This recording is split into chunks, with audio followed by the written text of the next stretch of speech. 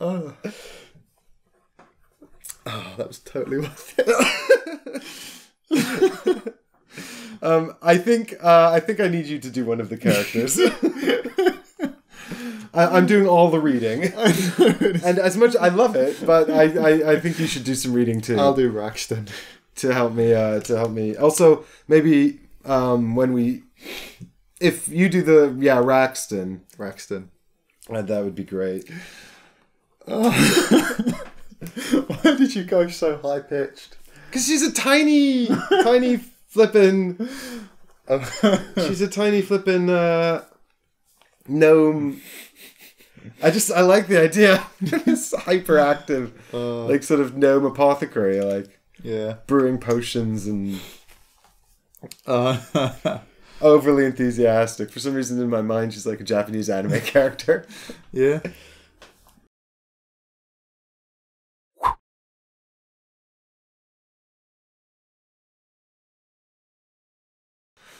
So we rejoin our heroes as we are on our way towards the forest, and we're talking to Mariam the gnome about what she plans to do when she gets to Dragonholt. So this is, in my mind, this is your character talking to Mariam. Partly also because I voice Mariam. So yeah, otherwise it's going to be really funny because you're going to have to do both sides of the conversation. All of these choices seem to be sort of beyond activation token. So it's sort of casual discussion. Yeah. It does say in the rules that all of these options don't require you to exhaust your activation token, but the person who's in charge is the one making the choices. So there are some here with a skill quest that have a skill in order to. So I could probably interrupt you here if I had one of the relevant skills and sort of go, blah blah blah blah blah blah. But actually, all of these are things that you have, and none of them are things that I have. I don't have alchemy. Nor do I. Yeah, so it's basically streetwise and craftsmanship and history are getting me through. So all of these, you can access all of these. Yeah. But you can't exchange brewing recipes with Mariam. No. Well, the only thing I know how to brew is a particularly potent fortified dwarven wine that is not an inferior human vintage.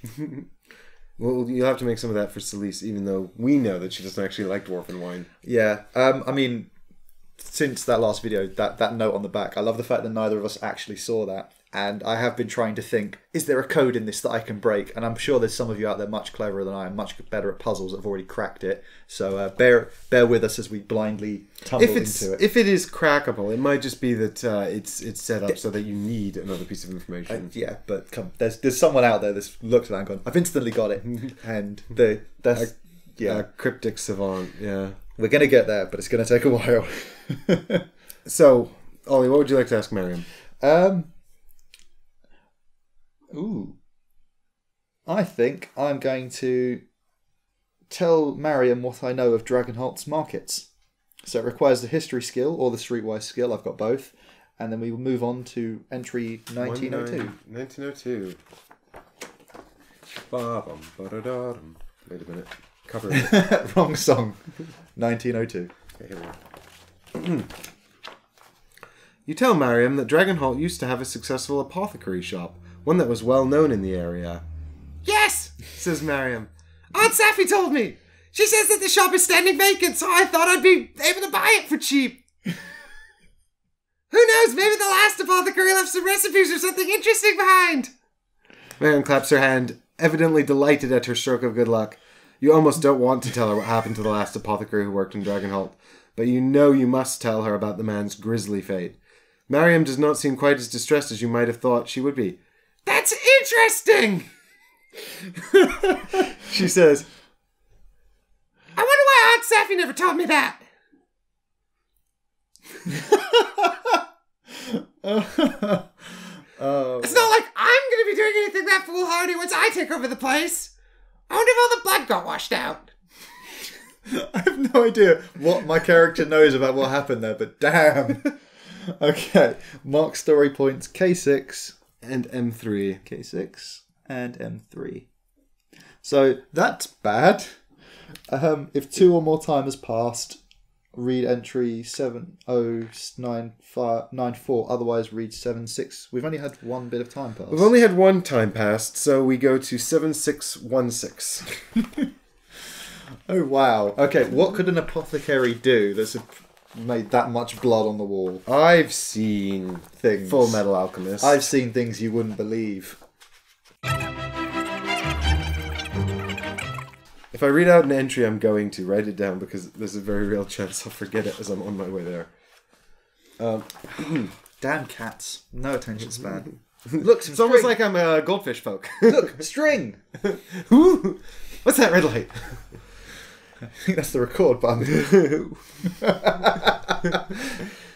You continue down the road, and the sky overhead is soon obscured by the foliage of the forest canopy. Streams of sunlight dance around you as a gentle breeze shakes the leafy ceiling. Mariam skips forward and spins through the shafts of light, smiling and laughing. You sound like the Joker from my nightmares. It would be best if you stayed close. Becoming lost in the woods is all too common for those not accustomed to travelling without the sun or moon to guide them. Oh, wait, that's Braxton. You should read that. Sorry. It would be best if you stayed close. Becoming lost in the woods is all too common for those not accustomed to travelling without the sun or moon to guide them.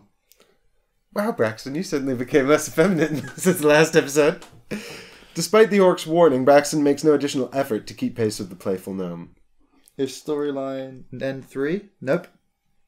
N3 is not marked. Otherwise, so 7094. Great. What about you? Asks Mariam. What are you planning to do in Dragonholt? Before you can answer, she hunches over and crooks one finger like a sinister hook. Putting a sneer. Good luck. Like a sinister hook, putting a sneer into her voice. Are you seeking vengeance on some terrible foe? Just as quickly, she swoons, throwing one hand artfully over her forehead. Are you in search of love? Mariam tumbles backward over a log with a squawk. Ah! She grins up at you from a pile of sticks and leaves. Or maybe it's just a chance encounter. She continues to talk about everything and nothing before finally pausing for breath. Please don't reenact that scene. Okay. Okay.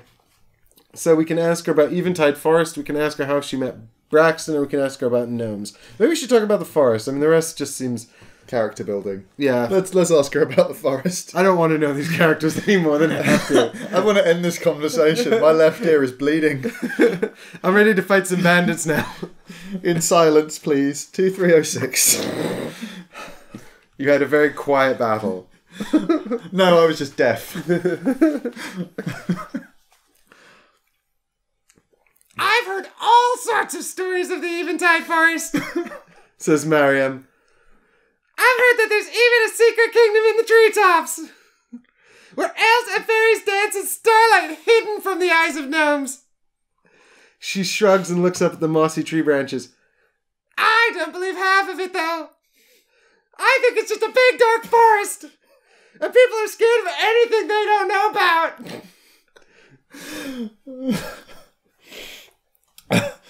I can't even remember how I did the voice anymore. Also, there's bandits. Says Braxton from behind you. If two or more... Nope, we've still got... How is time not passing? God. Okay, 3859. 3859. I imagine Hunter just walking along in sort of stoic silence, like, you know, this is why I work alone. Yeah. How did I get into this position? Saved your life. Curse my life debt to you, dwarf. Eventide Forest is an intimidating landmark, and you can see why Braxton was concerned. Within an hour of entering the forest, the thin young trees give way to ancient gnarled guardians. The light, leafy canopy transforms into an oppressive shroud that cloaks the road in darkness, even during most of the sunny days. Time passes. In the darkness of Eventide Forest, a chilling stillness reigns, and even birdsongs are drowned out by silence.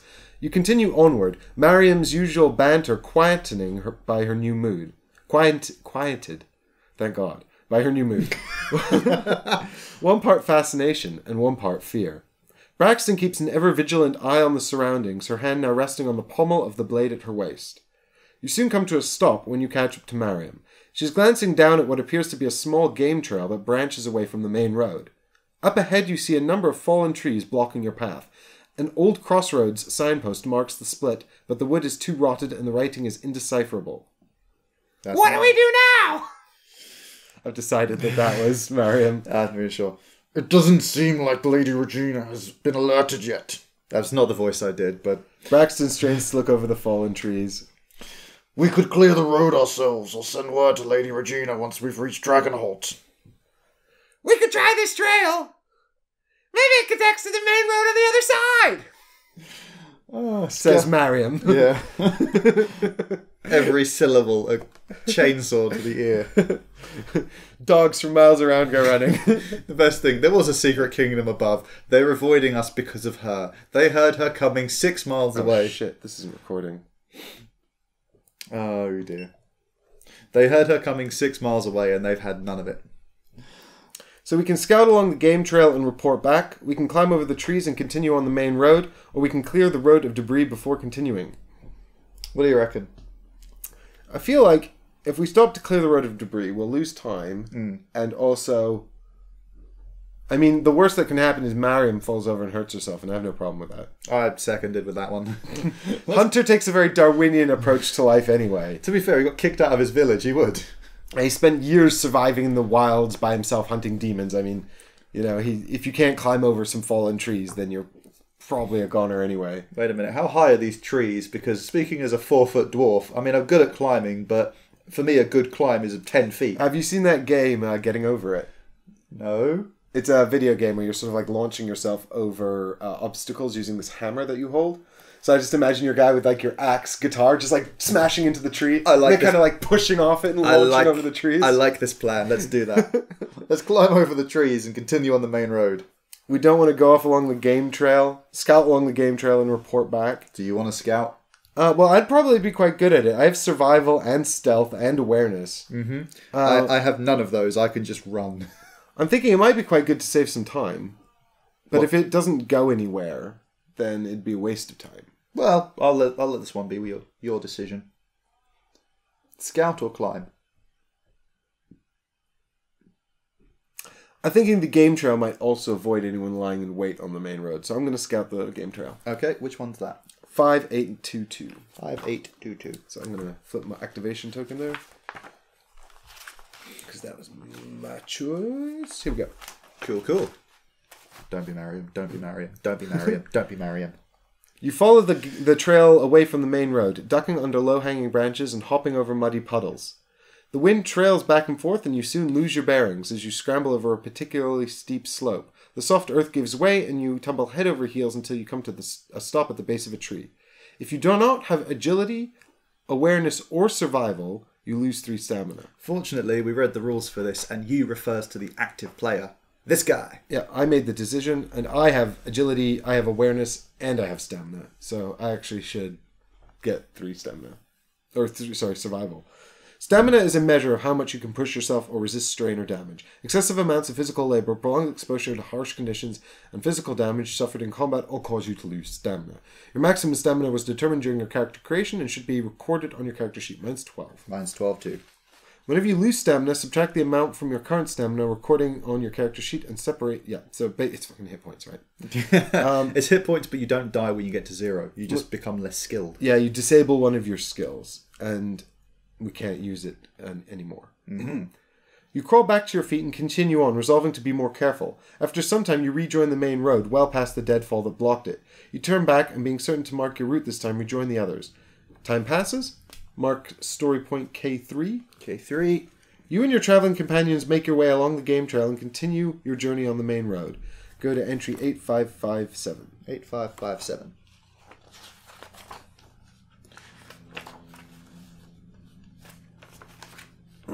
What happens next? After following the winding road for what feels like hours, you begin to fear you are traveling in circles. Just as you are about to suggest turning back, Mariam calls out from beyond the next bend, "There's a clearing up ahead!" As you round the bend, you see Mariam staring up at a single massive tree that stands alone in the center of a clearing some 20 paces across. Although the great oak's canopy is just as thick as anywhere else in the forest, its branches reach well above the tops of the surrounding trees, affording you a view of the sky at the edges of the clearing. Has 3 or more time passed? Yep, 3 times passed. So we go to 3549. Finally, something happened because of time. Which means hopefully Mariam with laryngitis. Come on. I know she's an alchemist and she'll cure it quickly, but still. 3549. It's already night! No wonder I feel so tired! Mariam mutters with a large yawn. Sure enough, when you look up, you see stars sparkling brightly in the vast emptiness of the night sky.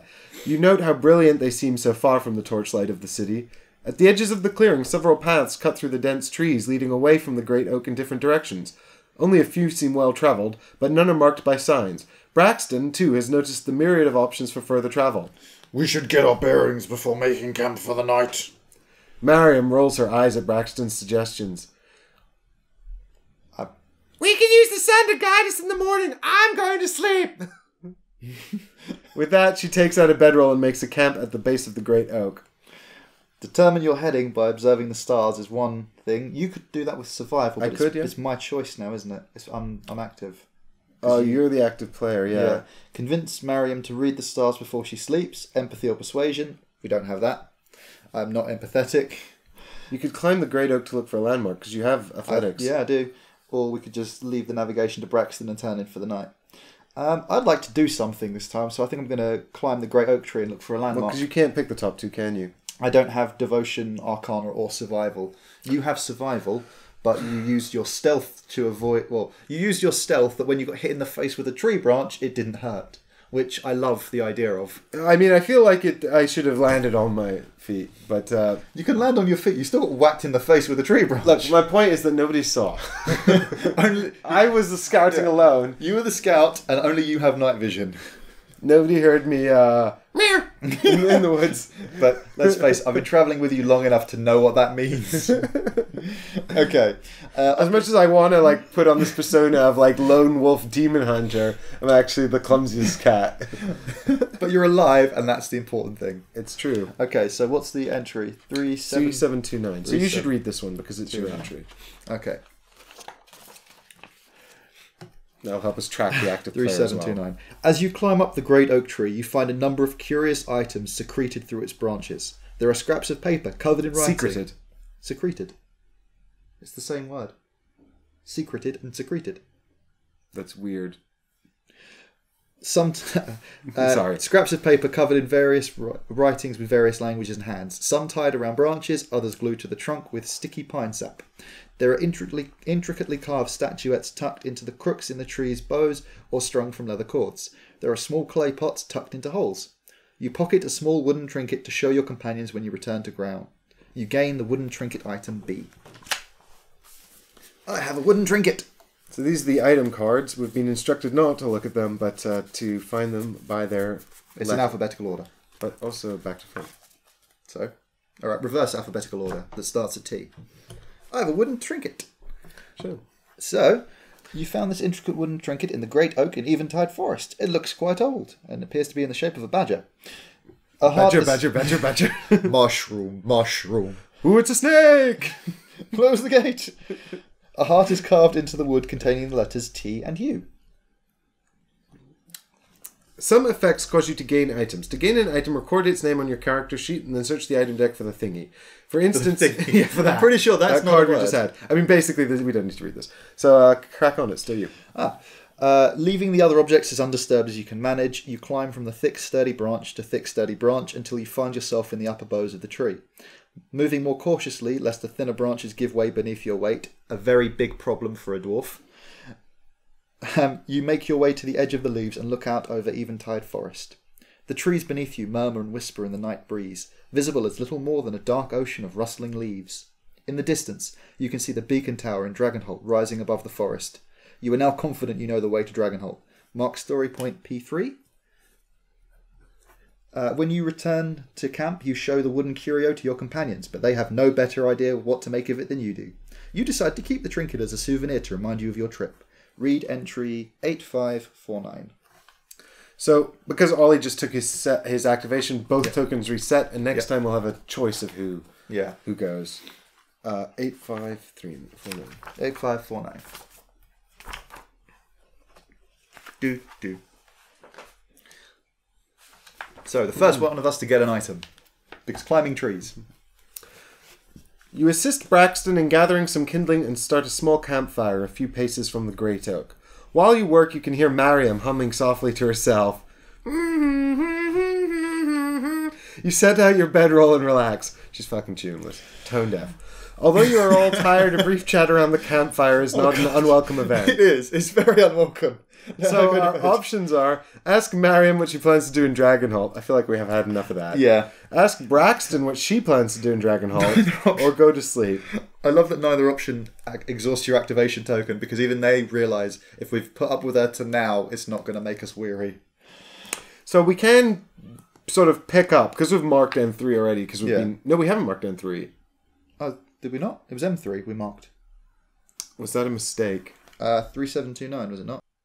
Mark story point K6 and M3. Yeah, okay, so we haven't marked N3, so we can't actually continue talking to Mariam for some reason. I don't understand that.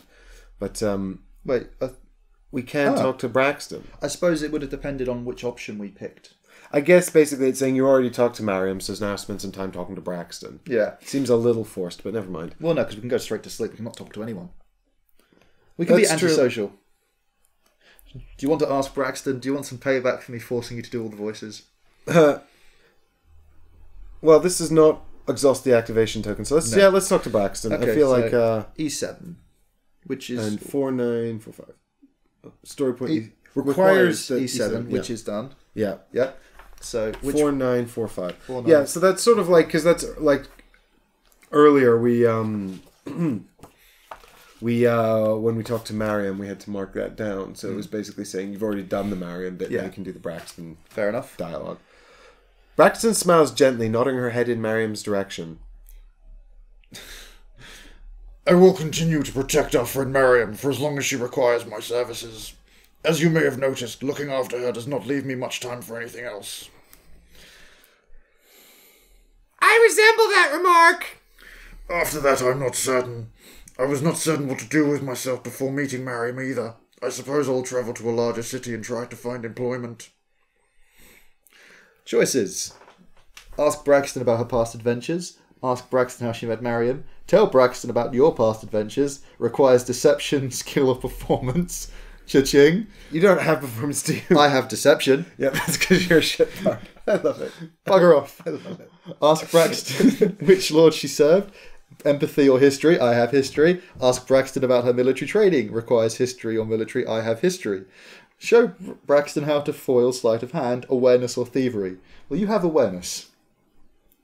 Yeah, does this I guess this requires us to exhaust our activation token because it doesn't say that. I imagine so. So... Oh no, so what required skills. Mm-hmm. If you're playing two, you may read through all possible... It doesn't actually say. I'm assuming yes, because... Well, at this point, it would mean I'm the active player and I'm using my skill to do it. Yeah. I think the point is to sort of like force us into positions where we can't just optimize our skills all the time. Yeah. I guess. I suggest one of the ones that requires us to have a skill. I quite like the idea of sort of showing her how to foil sleight of hand because that might sort of help win her over to our side if we need her help later. Yeah, but I was quite intrigued as deceiving with our past adventures because we'll get some backstory about ourselves. Yeah, I mean, that's cool. I like the idea of that. I'm interested to see what that will say. I'm interested in why it requires deception. How much of a lie am I telling? Yeah, it might be like... Yeah, exactly. Why are we lying about our... Are we bad guys? Are we the bad guys? I've noticed something about our uniforms. They've got skulls on them, Hans. So, what do you want to do? Well, it was either you show her how to do foil of hand. Well, I mean, asking about the lord she served might also be interesting. Yeah. But I'm intrigued. I'm also intrigued that it's 1984 is the lying option, just because I love that book. 1984, it's true. Okay, well, why don't you tell her about our past adventures? I think it'd be amusing to hear your dwarf just lie through his teeth anyway. Hey, I'm practiced at lying. Yeah, I know. That's why it's amusing. Right. You were there for half of it. I am there for half of it. The half I'm willing to tell anyway. Do you want to actually make up a story here? Braxton listens to your tales of your exploits politely, nodding at the appropriate points and asking a handful of clarifying questions. I can tell you're quite accomplished, she says. Mariam and I are lucky to be travelling with you. You get the distinct impression that she's humouring you. What is the context of the story you told her? The context of the story I told her is our last misadventure. So in this one, I'm telling her that we explored some ruins looking for rune shards for your collection on the very good advice of a treasure map that I managed to obtain following a successful performance at the last tavern. It was left instead of a tip. The particular ruins were fairly easy to explore and managed to provide us with a substantial amount of gold and also a shiny new trinket that we traded for several options and upgrades when we hit a village. Unfortunately, we were robbed in the night by an unscrupulous innkeeper, which is why we currently don't have said treasure. What? It's believable. So I only, this is the first time I've ever had to mark down the story points, so I managed to mark the wrong one. Incompetence. You changed the subject, electing to ask Braxton what she knows about Dragonholt. I've never been to Dragonholt myself, says Braxton. Lord Caller's lands were west of here, so I've never had occasion to visit. I did hear that village has a fine inn. You heard that from me! Mariam's inn aunt runs the place, says Braxton with a wide smile. Apart from that, I think the place is rather unremarkable. A small collection of houses surrounded by farms and orchards. She frowns and drums her fingers over the hilt of her sword, looking around. Well, there was that one story about a brave hero who could freeze a dragon's flames in its throat, but I think that was just a story. Braxton lapses into a comfortable silence for some time. Ask Braxton about her family. Ask Braxton about orcs. Leave Braxton to her thoughts.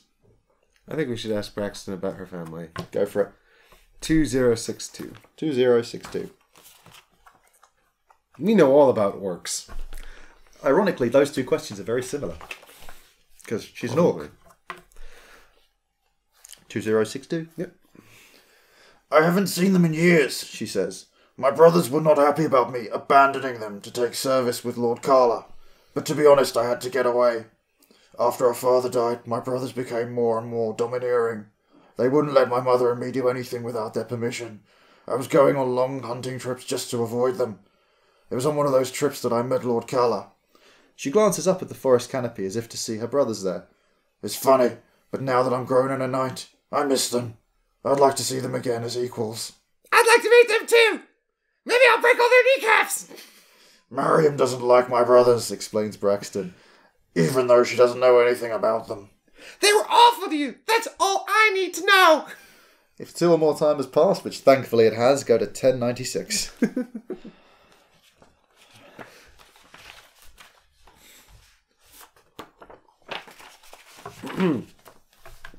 Mariam lets out a long yawn, and you second the motion.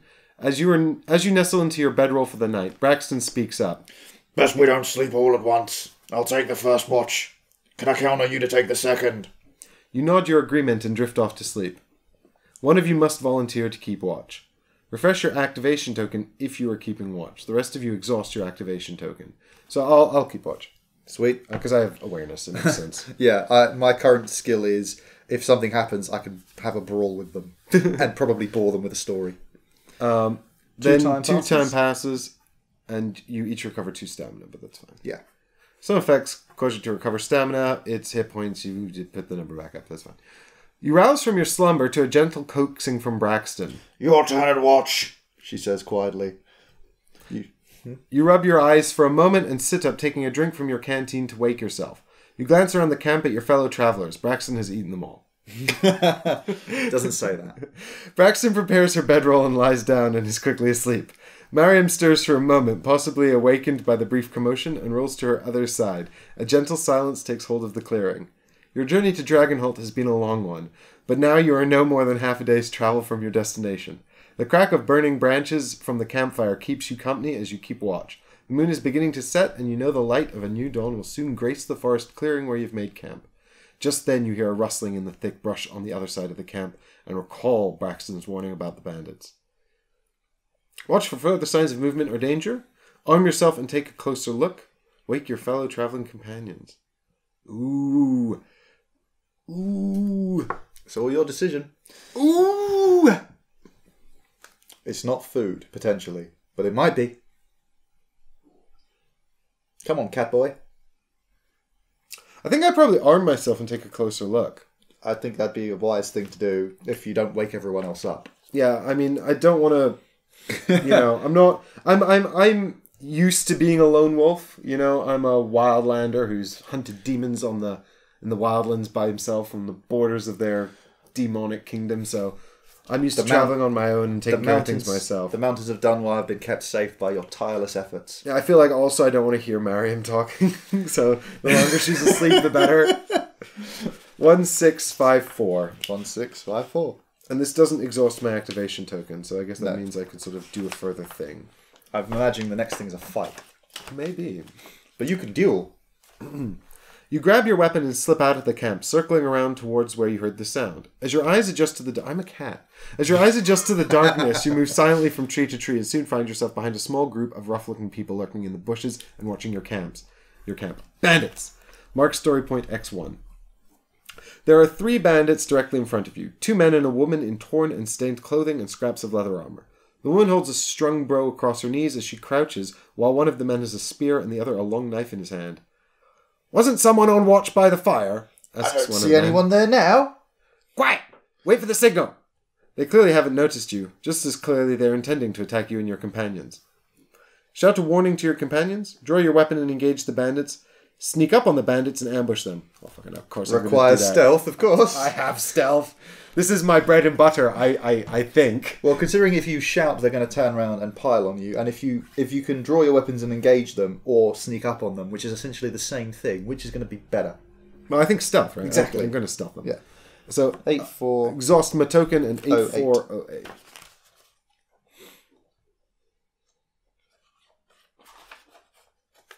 Wait for it to go horribly wrong. You rolled a 1 on a d20. You creep carefully up behind the bandits, ghosting up behind the man with the spear. Moving swiftly, you grab his spear and twist, tearing it from his grasp and bringing it up across his throat. He gurgles and kicks and then goes still as you drag him into the dark forest. "There's one..." That's you, actually. There's one of them in the trees!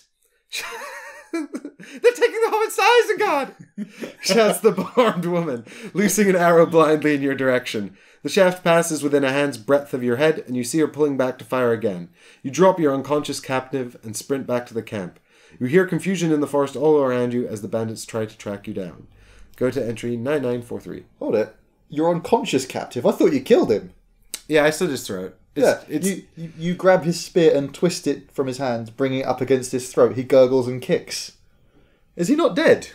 When did I knock him unconscious? No, I still just throw it. This is just the PG. This is the childhood. What is this game for ages? Oh, it doesn't say. 9943. I'm pretty sure from that text I got that you slit his throat and he's currently bleeding out. This says ages 14 and up. Yeah. So this is the 14 approved version. But this is PG-13. Come on. We swear on this channel. I totally slit his throat. Yeah.